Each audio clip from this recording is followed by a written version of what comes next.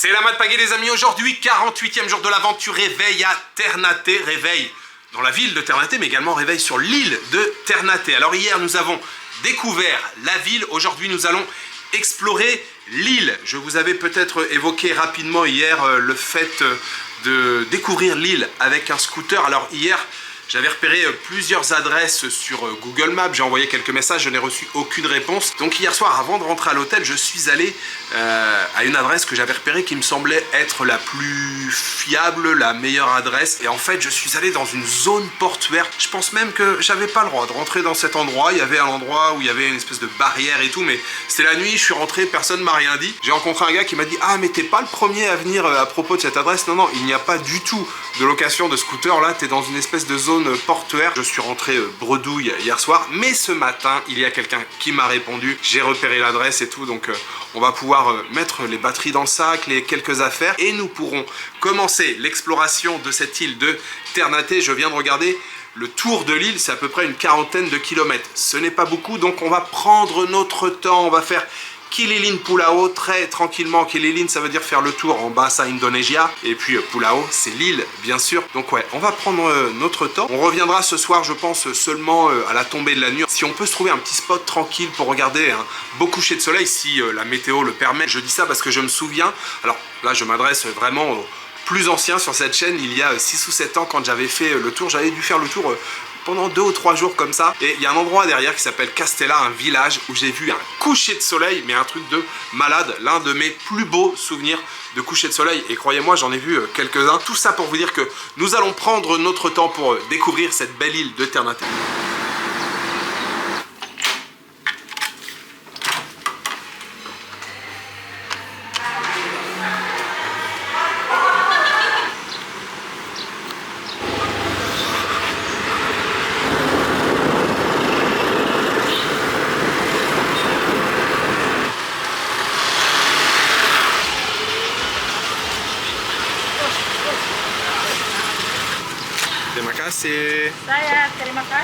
On commence la journée avec une noix de coco. C'était pas prévu mais je suis passé dans une rue où il y a des montagnes de noix de coco. Alors celles qui sont déjà coupées en deux.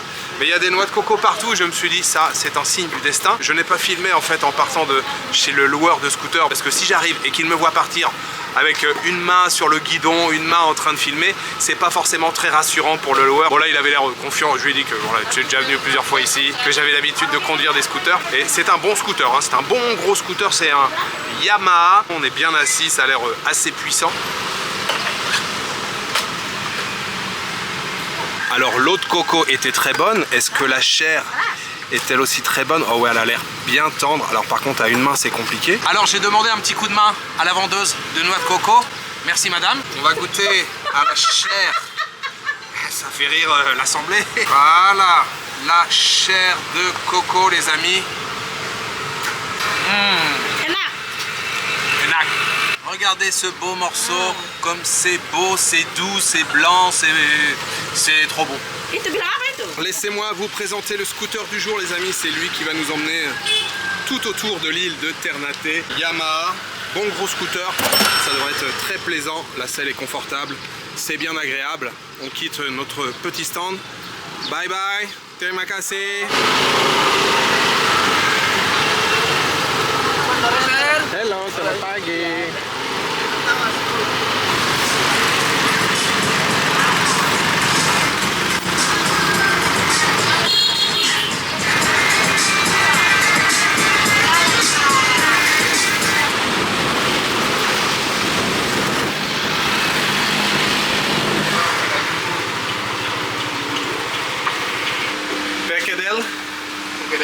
Dua? Telur dadar? Satu? Rendang. Oke, habis. Iya. Oh, bagus. Terima kasih. En buvant la noix de coco, je me suis rendu compte que j'avais très faim. Je suis juste à la sortie de Ternate. Je suis tombé sur un Makanan Padang, vous connaissez maintenant, hein. Toutes ces vitrines où on peut choisir, où on a juste à montrer du doigt. Donc je me suis fait une belle assiette rendang, hein, je l'avais déjà présenté. Viande de bœuf qui a mijoté avec une sauce très riche en épices, en condiments, en lait de coco, omelette frites. Ici là c'est du fruit du jacquier, curry du fruit du jacquier, 2 perkédelles, boulettes de pommes de terre, tofu frit avec la portion de riz, un petit peu de sauce. Je me suis pris bien sûr un thé glacé à côté. Je vous souhaite un très très bon appétit.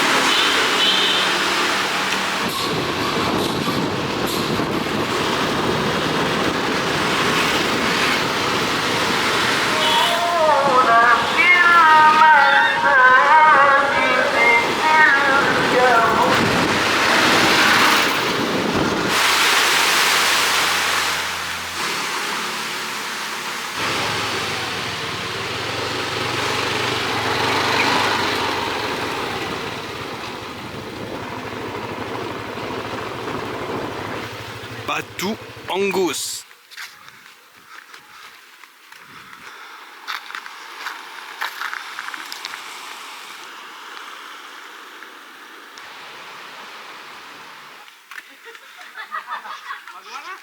Alors ça y est, j'ai quitté Ternate les amis, j'ai parcouru quelques kilomètres, 3 ou 4 kilomètres et je suis arrêté dans un village et plus précisément sur un site qui s'appelle Batu Angus et c'est très très beau. Je vous dis déjà que c'est très très beau parce qu'au premier coup d'œil c'est très beau, mais j'étais déjà aussi venu ici. Batu, c'est la pierre Angus, je ne suis plus trop sûr, mais il me semble que ça veut dire brûler en fait, hein. C'est la pierre brûlée et je pense que vous l'avez compris, vous l'avez deviné simplement avec les premières images.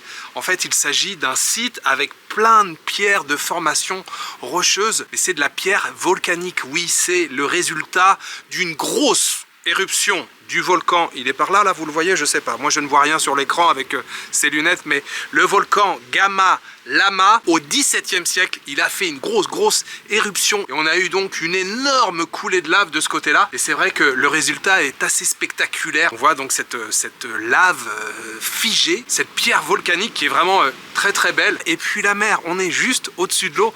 Non, franchement, le site est très très beau. Et j'ai un doute, je crois pas que c'était aménagé comme ça quand j'étais venu... il y a 6 ans, je me souviens plus. Et le site est très très bien aménagé. Il y a plein de petits spots comme ça pour s'asseoir, petite table, si on veut faire un pique-nique ou simplement se reposer, se protéger un petit peu du soleil. En plus, ouais, on a une jolie vue, je vous l'ai pas montré, vous l'avez peut-être aperçu. Vous voyez, on a une île juste derrière, là, c'est Pulao Iri. Une autre petite île, elle aussi avec une belle forme volcanique. Je ne sais pas si c'est réellement un volcan, mais vous savez, ici, il y a tellement de volcans partout. Il y avait un groupe d'Indonésiens qui était là avec qui j'ai échangé quelques mots, ils viennent de partir. Il n'y a plus personne, je suis tout seul et c'est hyper sympa. On n'est plus dans les Raja Ampat, hein, mais on est aux Moluques. L'eau est hyper transparente en bas. On va se balader, il y a comme un petit circuit. C'est pas très très grand non plus, mais il y a de quoi marcher un petit peu.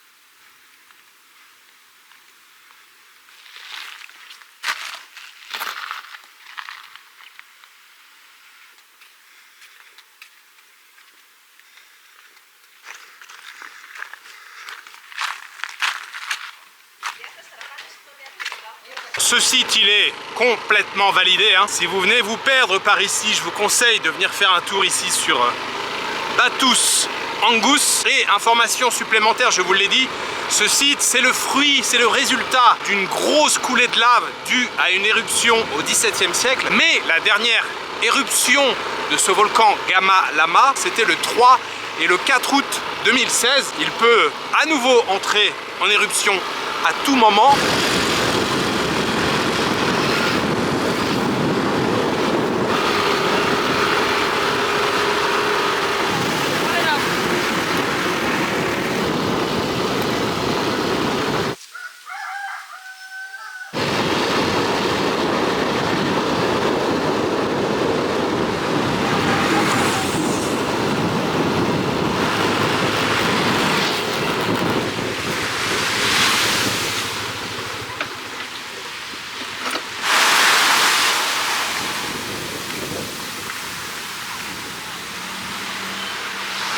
Bienvenue sur la plage de Sulamadaa et son sable noir. L'île de Iri juste en face et puis d'autres îles encore de l'autre côté. Là c'est une plus grosse île. Il y a pas mal de stands de restauration en face, ça tombe bien, j'ai très soif. Et je pense qu'il y a beaucoup de gens qui viennent là, en plus aujourd'hui c'est dimanche, donc il y a des gens qui viennent en famille pour pique-niquer. Ah bah tiens, le sommet du Gamalama est découvert. Lui il passe la journée à être recouvert, découvert, découvert, recouvert.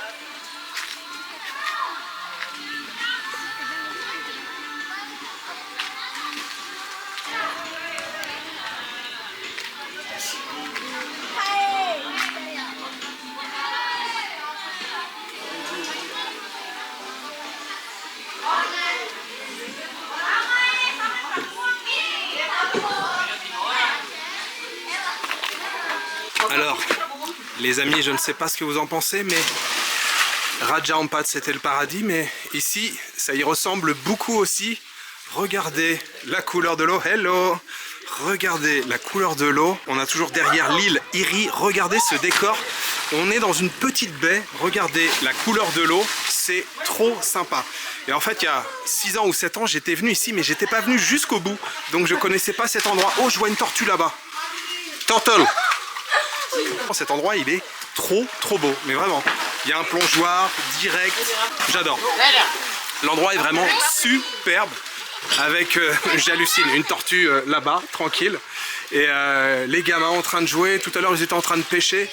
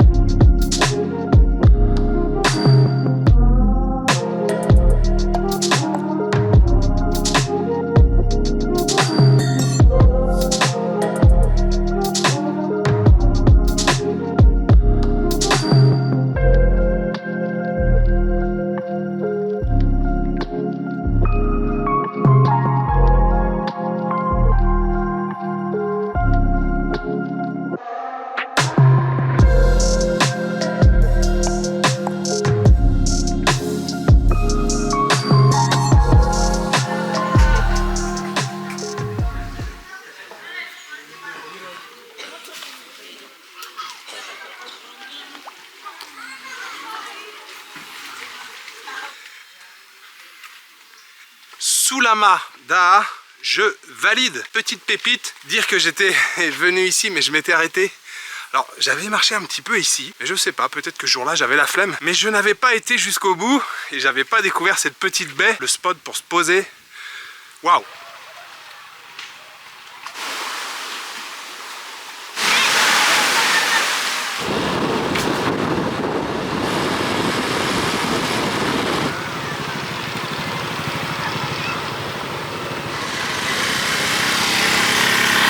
Alors j'ai repris le scooter les amis, j'ai parcouru seulement 3 ou 4 km et je suis à nouveau arrêté sur une plage qui elle est beaucoup plus fréquentée. Je fais juste un petit stop, mais là c'est ambiance fête foraine, hein. Il y a beaucoup de monde, mais en tout cas on a l'air de beaucoup s'amuser ici. Il y a plein de bars, cafés, là, restaurants au-dessus de l'eau. La plage ici s'appelle Jiko Malamo. Ça a l'air très sympa ici. C'est la Mazzore. Très bon spot pour profiter d'une jolie vue.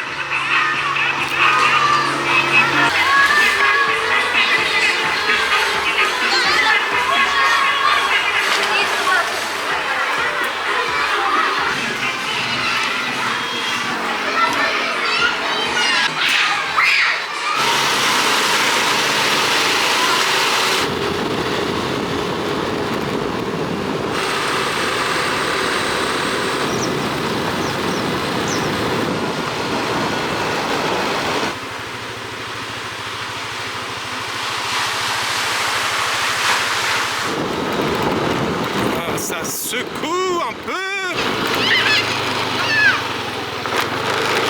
Depuis la dernière plage, j'ai parcouru seulement quelques kilomètres. Et oui, il y a des choses à découvrir sur cette île de Ternate. Et encore aujourd'hui, ça sera un petit aperçu. Ici, les amis, nous avons un lac de couleur verte qui s'appelle Tolire, qui est juste au pied, bien sûr, du volcan Gamalama. Et c'est un lac dans lequel il ne faut surtout pas se baigner. La légende raconte que ce lac est rempli de crocodiles. Alors, est-ce une légende? Est-ce la vérité? Je n'en sais rien. Mais regardez comme il est beau ce lac. Surtout qu'on est quand même quelques dizaines de mètres au-dessus. Le lac se trouve vraiment au pied du volcan, le lac Tolire, et j'ai toujours entendu dire, je l'ai lu et les locaux me l'ont dit, il y a apparemment à l'intérieur beaucoup de crocodiles. Bref, il ne faut pas y mettre un pied ni même un doigt de pied. Petit ticket d'entrée de 5000 roupies pour venir ici, et je ne vous l'avais pas dit mais à Batu Angus c'était pareil.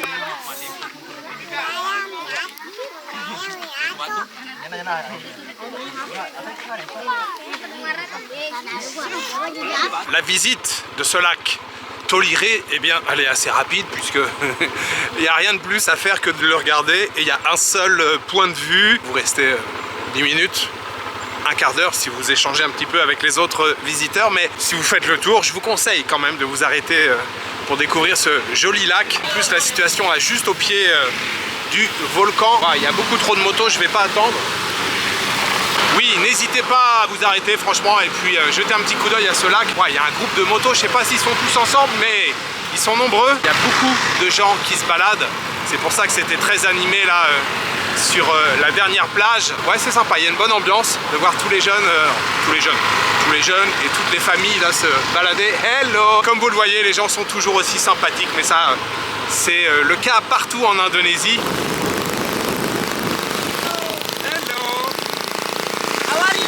I'm good, and you? How are you? Oke mana? Oke, Tasa. Ah, ok. Hati-hati. Ok. Bye bye. Alors, ce qui est très sympa quand on fait le tour de cette île comme ça, on traverse bien sûr plein de petits villages et regardez ce qu'on a à sécher ici. On va s'arrêter. On va laisser le groupe passer là parce qu'il y a vraiment beaucoup trop de scooters. Vous le reconnaissez? Le clou de girofle. On en a parlé hier, hein, des épices, clou de girofle, cannelle et puis noix de muscade. Eh bien, le clou de girofle, il est originaire d'ici. Et vous le voyez par exemple encore sur celui-ci. Les clous de girofle, ce sont tout simplement les boutons des fleurs du giroflier. C'est une épice, mais c'est utilisé bien sûr beaucoup en médecine. Il a des propriétés antiseptiques, il a des propriétés antalgiques. Et je me souviens très bien quand j'ai eu une rage de dents quand j'étais tout petit. Ma grand-mère m'a dit mâche des clous de girofle, tu verras, ça va te calmer la douleur. Et effectivement, j'avais mâché des clous de girofle. Alors c'était les clous de girofle de chez Ducrot, hein. Mais ça m'avait beaucoup soulagé, ça m'avait fait beaucoup de bien. Là, vous voyez le changement de couleur, ceux-là ont été mis à sécher, je pense, plus récemment. Et puis ceux-là, on les voit, ils sont un peu plus secs. Ils sont ici depuis plusieurs jours. On a une très très bonne odeur de clous de girofle. Et vous voyez, on en a pas mal hein, à sécher comme ça au bord des routes.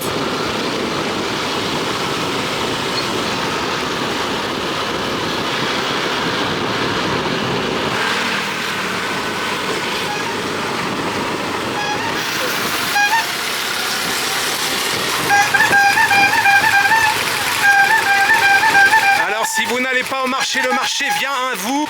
Il a un petit peu de légumes, il a des oignons, il a de l'ail, il a des tomates, il a même des noodles, il a des piments, il a un petit peu d'herbe, il a même des croupouks. Et il klaxonne en espérant rameuter les clients. Agus, je suis hyper content de mon scooter, vraiment. Le scooter là, c'est de la bombe, ça répond très bien. Vraiment, très bon scooter. Là, ça monte un peu, on accélère. Il n'y a aucun problème. Oui, madame.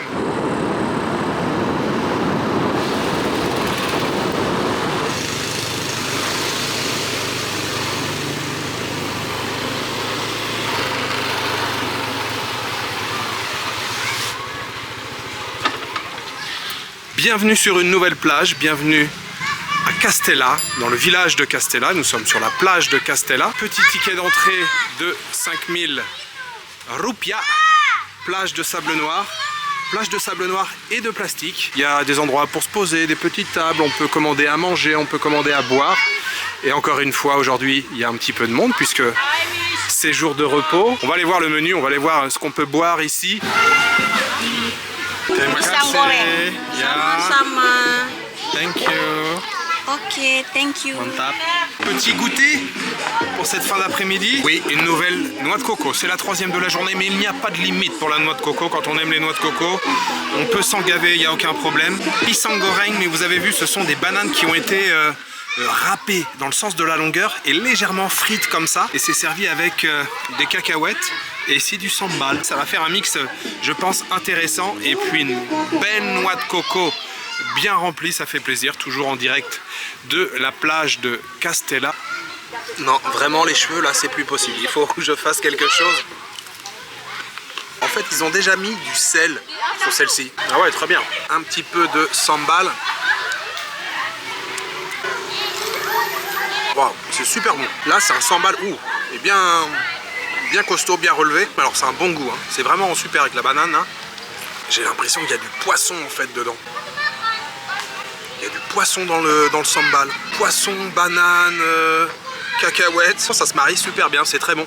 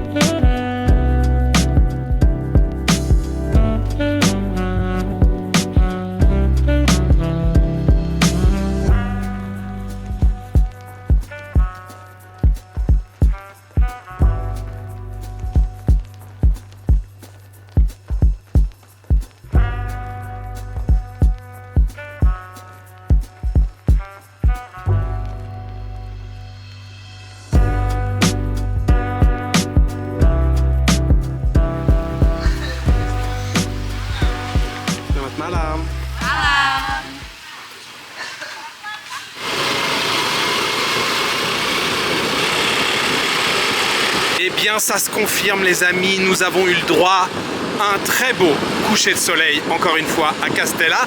Très beau coucher de soleil et très beau crépuscule.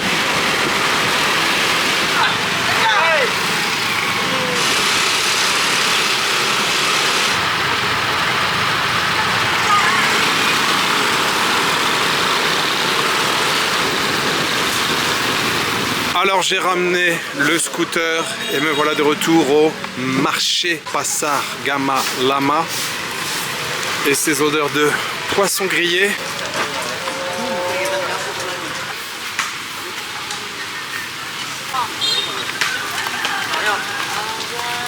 Je ne suis pas un grand fan de poisson, mais ce soir j'ai quand même décidé de tester le poisson. Je me suis laissé convaincre par ces charmants jeunes hommes qui font griller le poisson juste à côté. Donc j'ai choisi un poisson rouge. Un poisson entier, ça vaut 100 000 roupies. D'ailleurs le mien, peut-être qu'il est là, c'est peut-être celui-ci.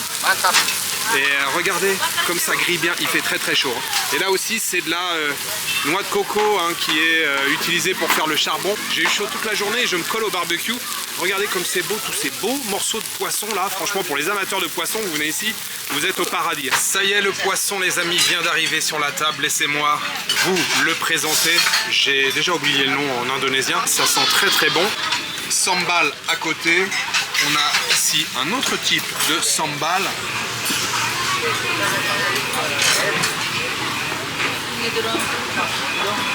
Sayur, quelques légumes à côté et puis bien sûr une bonne portion de riz servie dans une passoire. Es jeruk, un jus d'orange. Ce n'est pas un jus d'orange frais, ce sont des sachets en poudre.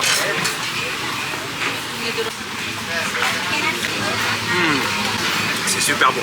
Je suis trop content. Je suis trop content de mon choix parce que est super bon. Il est grillé juste comme il faut. La chair est bien savoureuse, bien épaisse. Et pour l'instant, pas trop d'arêtes. Une seule arête.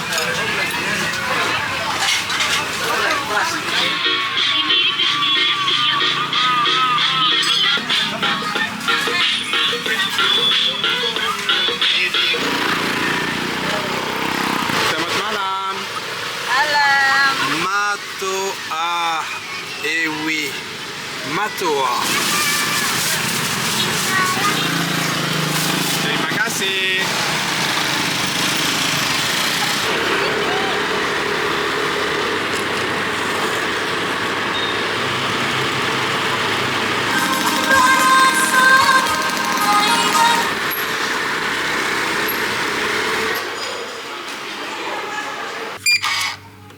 Je viens de prendre ma douche les amis et ça fait un bien énorme. Toute la journée il a fait 32 degrés mais surtout il a fait un taux d'humidité de 80% toute la journée. Waouh, j'étais impatient de prendre cette douche. Alors on va terminer cette journée avec une dégustation. Vous l'avez vu tout à l'heure, je vous ai fait un plan sur un tas de fruits. C'était écrit Matoa. Je suis trop content de vous présenter ce fruit. Ce fruit, je le connais, mais je l'ai toujours vu seulement ici en Indonésie. Ce fruit, il est originaire de Papouasie et ceux que j'ai achetés ce soir, ils viennent de Papouasie. Voilà les Matoa que j'ai achetés ce soir. Petit fruit de, allez, 3 cm, voire 4 cm pour les plus gros spécimens. C'est un fruit qui n'est pas très connu. On en trouve beaucoup en Indonésie, peut-être, comme je vous l'ai dit, dans d'autres pays maintenant, mais on le trouve surtout à la saison de la mousson, entre le mois de novembre et le mois de mars. Ce Matoa, on l'appelle de temps en temps le litchi du Pacifique, tout simplement parce que ça fait partie de la famille des litchis. Vous allez voir quand je vais l'ouvrir, ça ressemble un petit peu au litchi à l'intérieur ou encore au